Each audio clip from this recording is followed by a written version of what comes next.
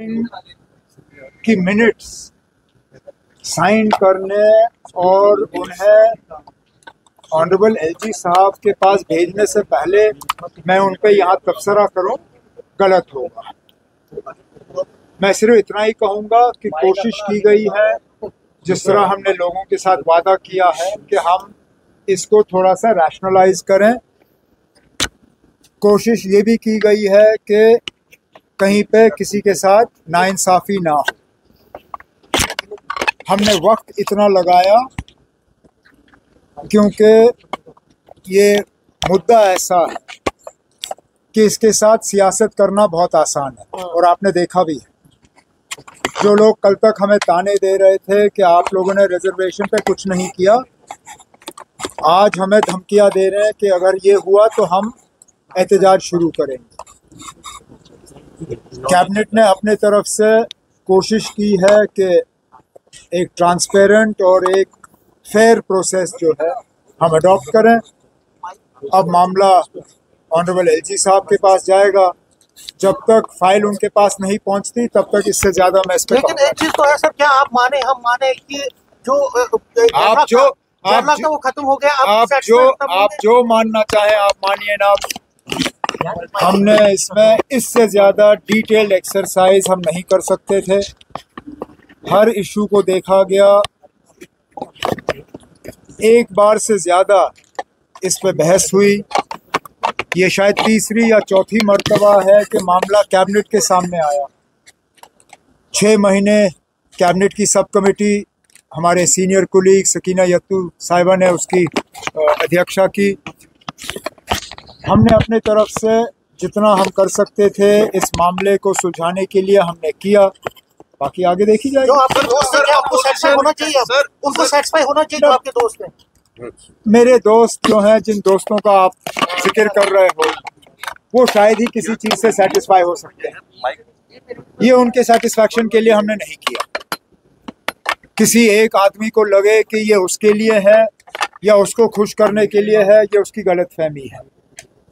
ये किसी एक फ़र्द के बारे में नहीं है, ये जम्मू कश्मीर के आवाम के बारे में है। और हमारे तरफ से एक कोशिश कि जो हमने अपने मंशूर में एक और वादा किया था, कम से कम उसको हम मुकम्मल करें। अपोजिशन का प्रोटेस्ट चल रहा है, क्या कहें एसआईआर?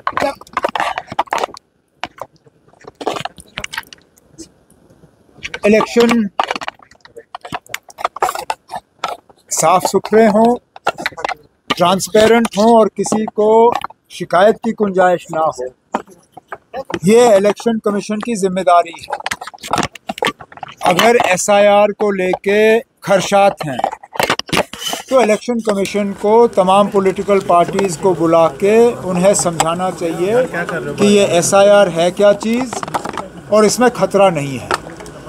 क्योंकि मैं उन लोगों में से हूँ, मैंने कभी मशीन की चोरी की बात नहीं की है।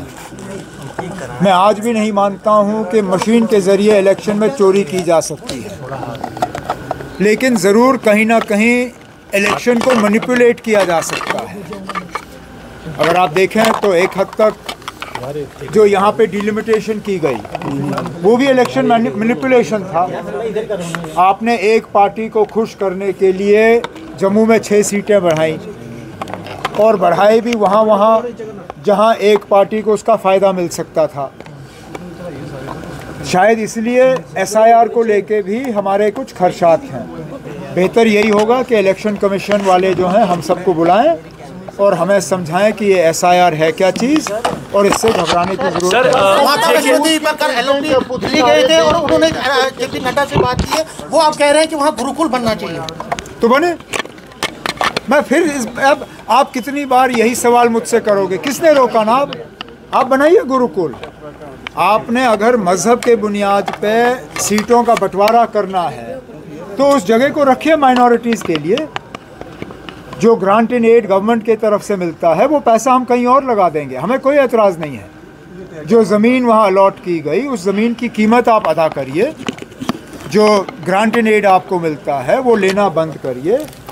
आप अपनी स्टेटस जो है वो चेंज करिए, एक माइनॉरिटी इंस्टीट्यूशन के तौर पे आप आ जाइए उसके बाद अगर आप मज़हब के बुनियाद पे सीटें बांटना चाहते हैं आप बांटिए, कौन रोक सकता है। लेकिन अभी तक आपने नीट का इम्तिहान कबूल किया है।